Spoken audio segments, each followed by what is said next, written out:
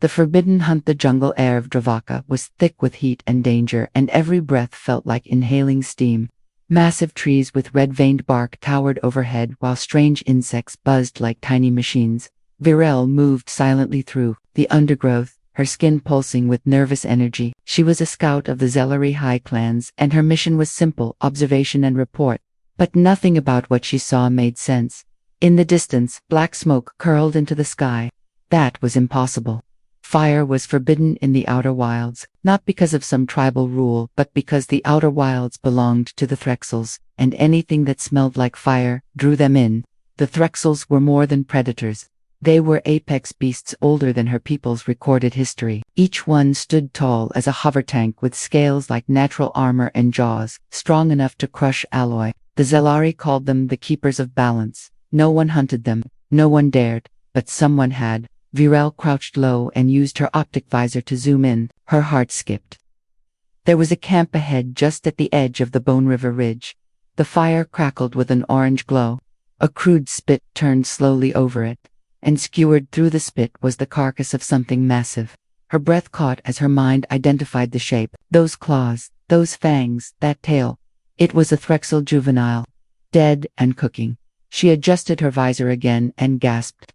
A figure stepped into view. A human. His face was weathered with dust across his cheekbones. He wore a dirty vest and torn boots and was chewing something while turning the spit casually like it was just another evening. He was humming a low, relaxed tune like he was completely unaware of what he was doing. Virel's instinct screamed to flee. Contact the elders. Warn the others. But something rooted her in place. She had heard of humans before. Creatures from the blue planet far from this sector. Unpredictable, wild, desperate for resources, always considered fragile by the Zelari elders. But this human did not look fragile. He looked dangerous. She crept closer, staying hidden in the brush. The human suddenly froze and looked in her direction. She panicked and activated her cloaking skin, but he only smiled. He looked directly at her hiding spot and called out, "I know you're watching," he said loud and calm. "Might as well join me." Got more than enough, she stiffened. How did he see her? Her cloaking suit was height. Even a Threxel couldn't see through it. Yet this human spoke as if he had spotted her with ease. He stood slowly and held up a metal cup. "It's clean water, no traps. You can stay hidden if you like, but I'm not gonna chase you." Viril's heart pounded. What kind of creature was this? She had tracked Beast Kings and escaped volcano storms, but this moment unsettled her more than any of those. She stepped out slowly, revealing herself, her long purple crest rising as a sign of caution.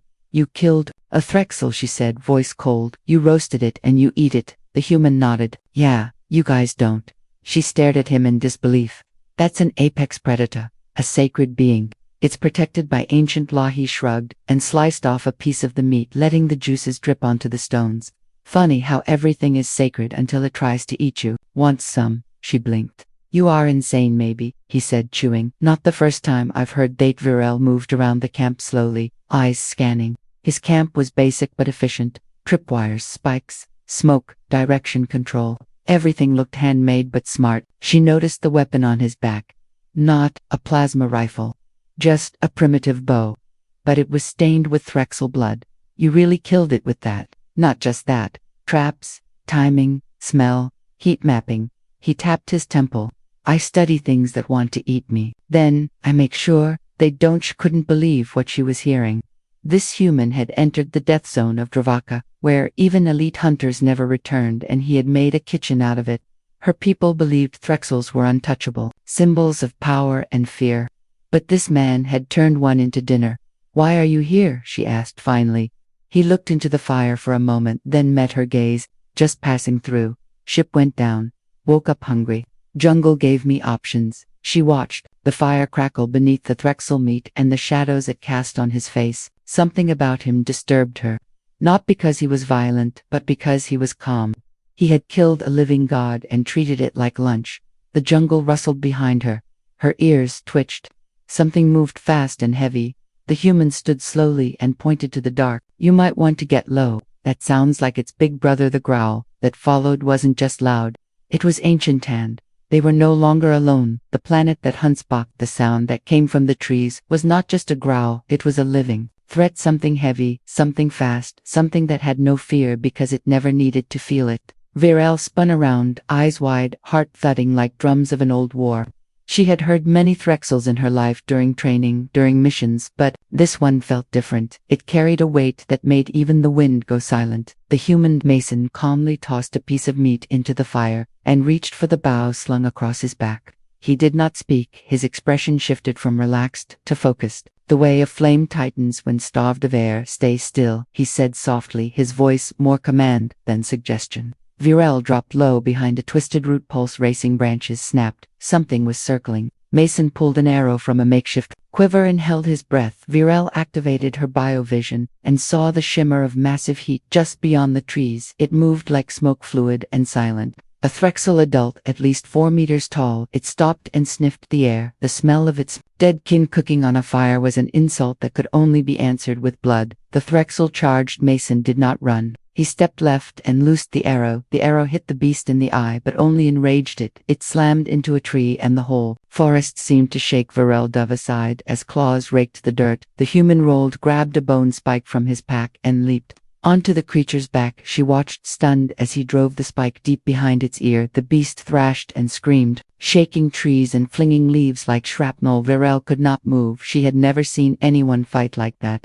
Not even her elite guards would have dared face a Threxel. In close range, the human clung to it like a parasite, like he had done it. Before then, the beast slammed itself into a rock wall, trying to crush him. Mason fell, but landed with a roll and came up with another weapon. Something homemade, something sparking. He threw it under the beast as it turned, a burst of light and sound. The creature froze, blinded, disoriented, and Mason ran forward and struck again. This time the neck, this time the throat. The blade cut through flesh. The beast fell and did not rise again. Silence returned, not peace but silence. Virel stood slowly, her legs weak. The human was breathing hard but alive. He wiped his blade on a leaf and looked at her. Told you it had a big brother. She could not answer. Her mind was collapsing under the weight of what she had seen. You killed 2 threads in one day, she said in disbelief. He shrugged and walked back to the fire. Not the first time. She followed slowly, still trying to understand. You treat them like animals, aren't they? They are gods to us. Well, on Earth we have lions, bears, sharks. None of them are gods, just part of the menu. If you're desperate enough. He poked the fire, added fresh wood, and laid a new slab of meat over the flames. Virel stared at the creature's dead body, steam rising from its wounds. Her people would fall to their knees before such a beast, offer tribute and whisper prayers. This man just turned it into rations. You're not afraid of them, she said. I am, he replied, but fear's not useful unless it keeps you moving. She sat near the fire, watching him work with steady hands. Who are you really, Mason? He said. Again, just a guy who landed in the wrong jungle with no food, no signal, and no rescue. You're more than that. Maybe. He looked up at the stars through the canopy. This place is trying to kill me every minute, but so did Mars, so did Mars, so did Titan, so did Earth. On a bad day, I don't need the place to be safe. I just need it to be predictable. She listened carefully. Her training told her to distance herself emotionally, but her instincts were pulling her closer. He did not kill to prove anything. He killed because he understood, because he adapted, because he survived. He handed her a strip of cooked meat. She hesitated. You want me to eat the sacred flesh of a god? He raised an eyebrow. I want you to try the best steak you'll find on this cursed planet. She took it slowly, hands trembling. The smell was smoky, rich, and unfamiliar. She bit, and her world tilted. It was warm and tender and full of wild flavor. Not what she expected, not what her police had told her. She chewed slowly, eyes still locked on the fire. You'll bring trouble to our world, she said, or maybe just change.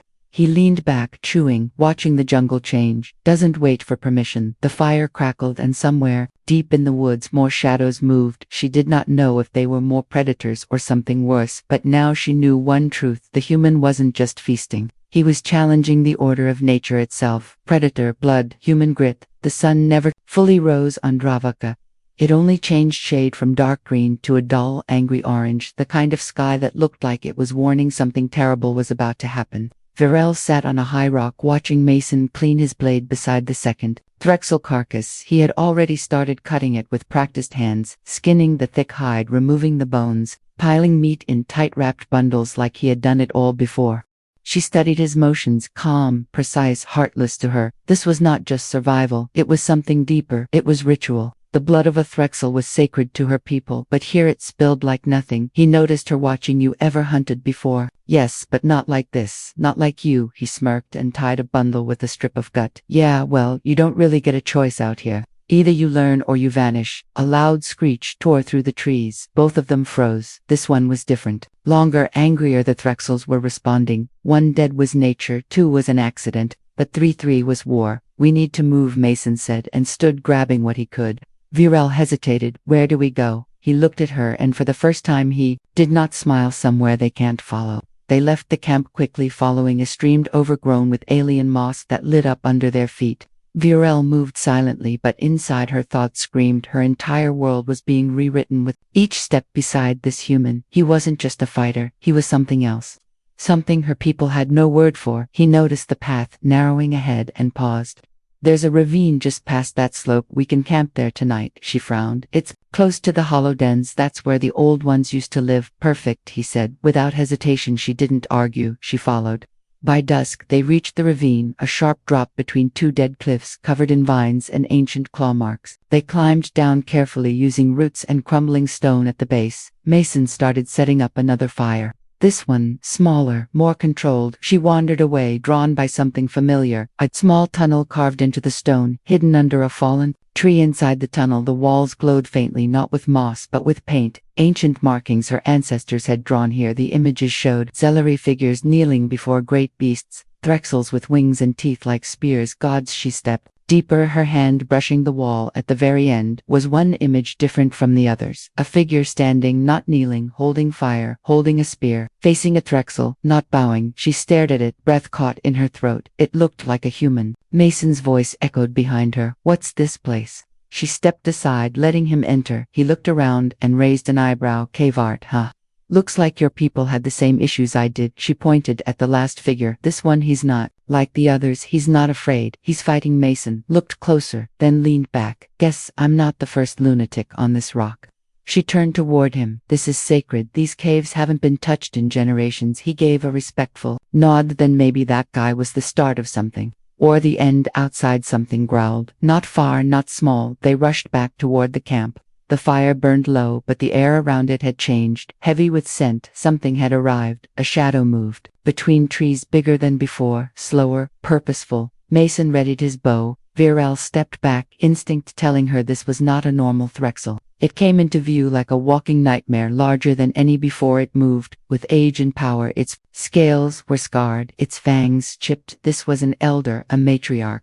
It stared at them both and did not charge. It simply watched. Mason's eyes narrowed. That one's not like the others. Virel whispered. She's the oldest. They say she remembers. Before the sky cities, before the clans, before even our language. She's a relic, and she's watching. Mason didn't lower his weapon. She's measuring, testing. And if she attacks, then we die. The matriarch growled low and stepped forward. Breath hitched her claws, dug into the stone like she was anchoring herself. Then she opened her mouth and let out a roar that shook the canyon. Mason didn't flinch. He looked up at her like he was staring down a storm. And he smiled. Let's make this one count. The Ancient One wakes, written in full paragraph style, without dots or short lines. Just flowing narrative in simple English, third person. Around 800 words. Virel could feel the ancient weight of the ravine pressing down on her like a living memory of the planet's past as she and Mason faced the matriarch, whose eyes held centuries of hunted prey and tribal legends. The air wavered with heat and anticipation, while shadows from the fire danced on the creature's scarred scales. Virel's heart pounded with a rhythm she had never known before. The rhythm of true fear, combined with awe and something darker and less defined. The human, Mason, held his bow steady, his muscles coiled and his breathing controlled like a ritual he had performed 1,000 times, though he had not. The Zellery legends said no mortal being could stand before a Threxel matriarch and live. Yet here he was, the very image of calm, facing an embodiment of primal power. She wondered how he could not feel the weight of the moment, his expression unreadable, his eyes fixed on the beast like he was reading her thoughts. Without warning, the matriarch lunged forward, her roar shaking stones from the ravine walls and sending echoes like thunder bouncing endlessly through the narrow chasm. Mason released the arrow that struck true into a gap between her scales, but did little more than piss her off. She skidded to a halt and swung her massive tail towards him with earth-shaking force. But Mason dove aside, his movements fluid and sure like water flowing between stones. Virel gasped as the tail smashed a boulder into pieces, and dust choked the air between them. She wanted to scream at him to get back, but she saw something in Mason that told her restraint was part of his strength. He never flinched, though every sense of danger flooded through him like fire and ice at once. The matriarch roared again and charged, pushing forward with one massive foot and nearly denting the ravine floor. Mason let another arrow fly, this time into her flank, and she stumbled, but she did not fall. Instead, she reared her head and snapped, with lightning speed, shocking predators used to stalking from shadows, not facing down hunters. Mason backed away, keeping steady, but every step he took seemed to draw him deeper into a dance with death. Virel realized she held her breath until her lungs burned, then released it without relief. She had been on many hunts in her youth, but never had she felt such raw terror at the edge of killing something that was both majestic and deadly. At that moment, something inside Virel snapped. She saw the ancient tunnel behind her, and beyond it the cliffside where she could lure the beast. Acting on instinct, she backed toward the entrance, but the matriarch locked her gaze onto Virel and turned her massive head so fast a spray of dust floated in the firelight. The beast roared and charged again, its intent unmistakable. Virel stumbled, but Mason caught her wrist and pulled her clear from the path of destruction. As they tumbled to the other side of the tunnel opening, she saw the matriarch's massive foot crash into the stone where she had stood seconds before. The ground quivered and shards of stone rained down around them, while Mason rolled to his feet, brushing dust from his vest and taking a moment to assess her. She knelt, staring at the ground while the beast shrieked her dominance.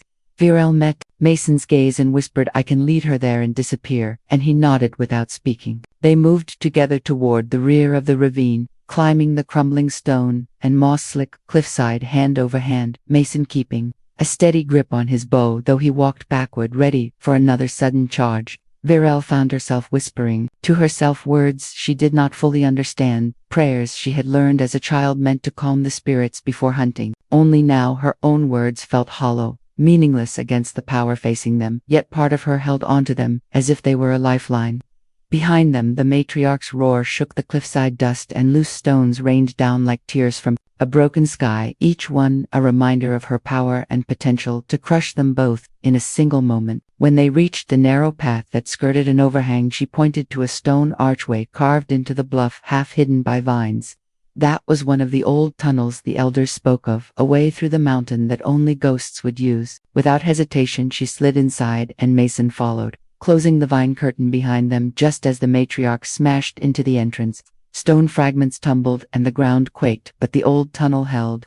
Inside, dust motes floated in the pale glow emanating from lichen-painted hieroglyphs on the stone, and Virel paused, catching her breath while Mason scanned the darkness with trained eyes. The tunnel sloped downward gradually and then took a sharp turn deeper into the mountain, and the air smelled musty with ancient memories. Virel touched the hieroglyphs, her fingers brushing the image of a Zalari ancestor, offering flame to a Threxel. She closed her eyes and took a slow breath, feeling the weight of tradition and belief pressing down on her chest. She realized her convictions had cracked, but had broken. Yes, they had shattered the foundations of everything she thought she knew about gods, about monsters, about humans. Mason stepped forward and placed his hand gently on her shoulder.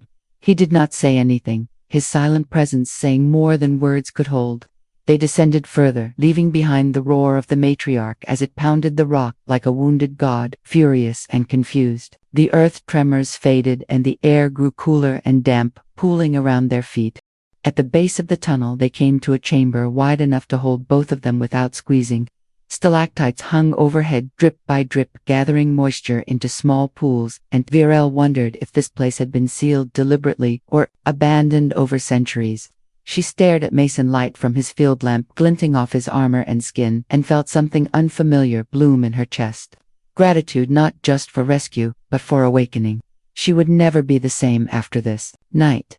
The silence pressed on them like a living creature until Mason finally broke it, saying, "This is safe enough for now." She nodded and sank to the ground, leaning her back against damp stone, while he crouched beside her, scanning every shadow. No threat came, only echoes of long-gone footsteps of Zalari, before Texas became gods and gods became dinner. Virel looked at him and let the last of her fear slip free. She was still afraid, but now it was part of something bigger. She realized intentions did not matter as much as actions, and that this human, who killed gods, might have killed her too but chose not to. That knowledge filled her with a trembling hope that maybe humanity could change her world, and maybe the planet could change humanity. Around them in the rock air something ancient breathed, and it did not roar. It waited.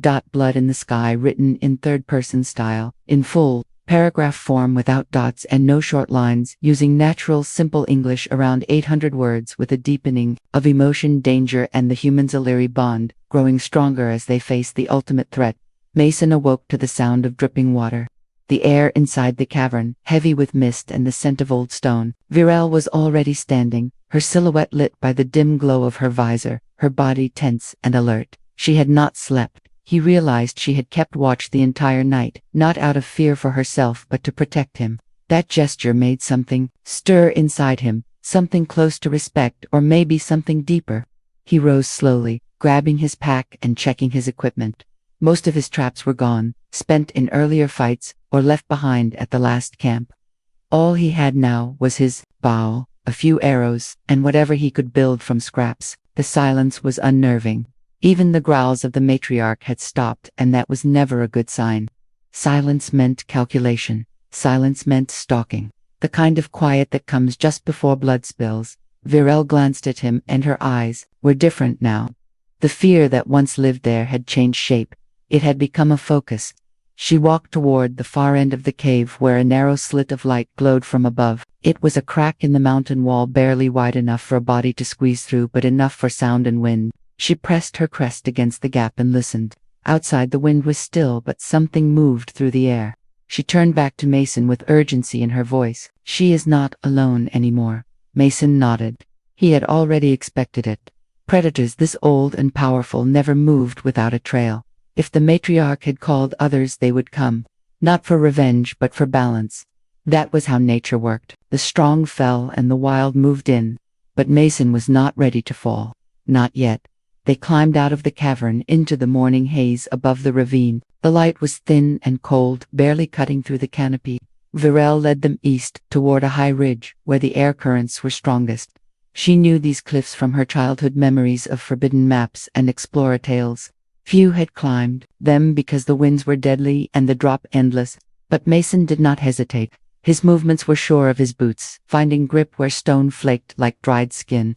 As they reached the summit, the jungle spread out below them like an angry, green ocean, and the sky above darkened with circling shadows. They were coming. Threxels winged and roared, drawn by the scent of blood and the call of the Ancient One. Virel froze. She had never seen so many in one sky.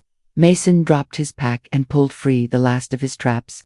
He knelt on the stone, laying out pieces of wire, bone shell, and explosive powder harvested from Threxel glands. She watched his hands move with the ease of a craftsman, making something not from rage or panic, but from calm intention. He handed her a small device, no larger than a stone, and showed her how to trigger it. "If I fall, you run." She didn't respond. Instead, she took the device and slipped it into her belt without comment. The first Threxel swooped low, a shriek splitting the sky like a blade. Mason stood firm and fired his arrow straight into its wings, sending it spiraling into the trees. Another came faster, more precise, jaws, wide talons gleaming, but this time Virel fired. Her plasma bolt hit the throat and the beast collapsed, midair, tumbling like smoke into the cliffs below. Her hands shook, but she steadied them. Mason gave her a quick nod. That was enough. More came. 5, maybe 6, their roars like thunder in war. Mason lit his trap and hurled it into the wind. The sky exploded with fire and bone. Wings tore apart, scales burned. The ridge trembled from the sound. Virel fell to one knee, her ears ringing, her heart pounding against her chest like it wanted to escape. Mason stood over her, pulling her back up. "Stay focused, we're still in it." The matriarch arrived last. Her wings stretched across the horizon, her roar louder than all others combined. Her eyes found them instantly, and her path was clear, straight, ruthless, ancient. Mason turned and sprinted toward the edge of the cliff. Virel followed without question. They had one chance, one final trap. The cliff ended in a narrow outcropping where Mason had set the last charge under a pile of dried bones and twisted roots. He stood there waiting while the matriarch dove, like a meteor, her rage shaking the sky itself. At the final second, Mason dove aside, pulling Virel down with him, as the beast crashed into the trap. The explosion was not fire, but a deep, crushing pulse of sonic energy, made from the combined ecotech of broken Zelieri beacons and human weaponry. The matriarch hit the stone, and screamed a sound so loud it shattered the ridge. Then she fell silent. Her body collapsed into the jungle below, crashing through the canopy like a fallen star. Silence returned. Real this time. Not hunting silence, but the stillness of something ending.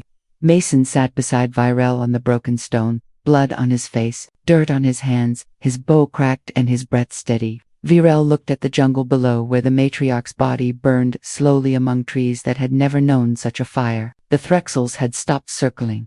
The sky was clear. She turned to Mason. "You ended her." He didn't answer. He just stared at the smoke rising over the horizon.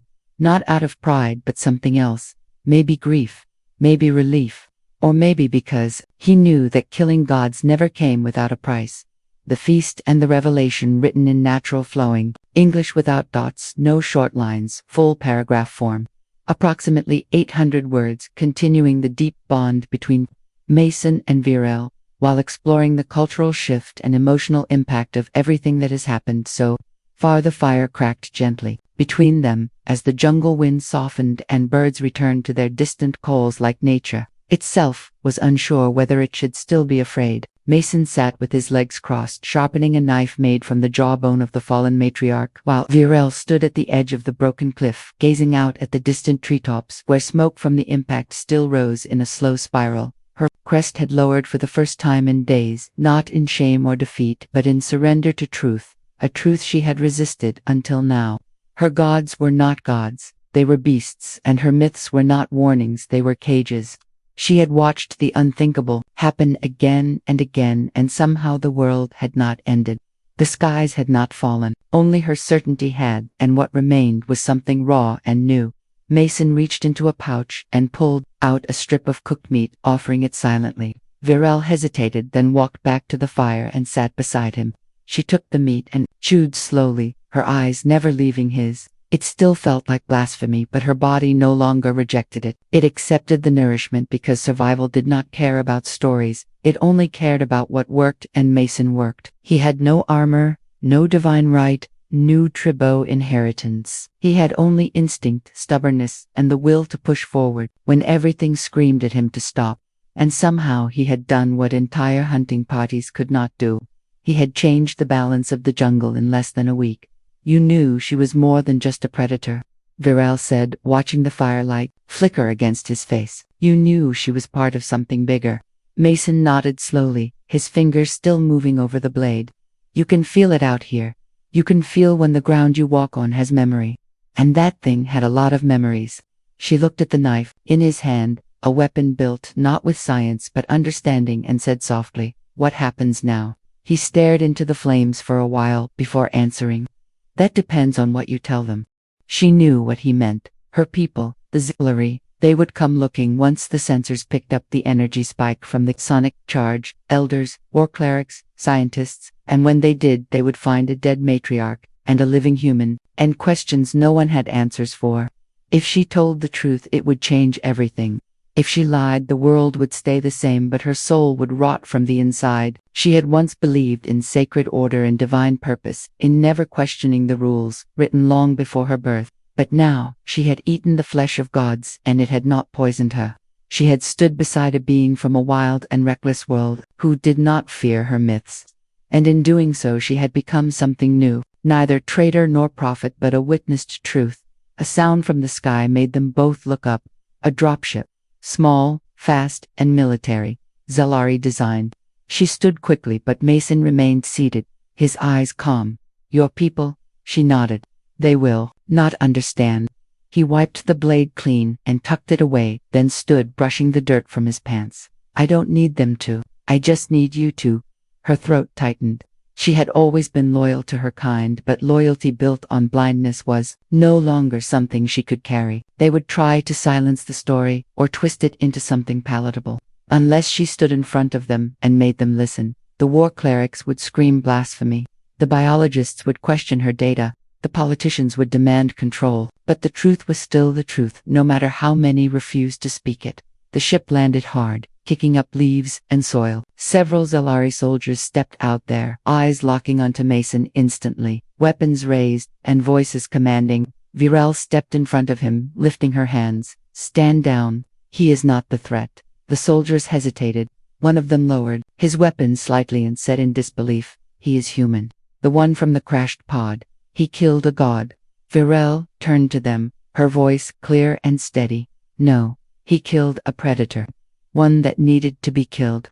And he did what we never dared. He survived where we worshipped. He learned where we feared. And now he has earned the right to be heard."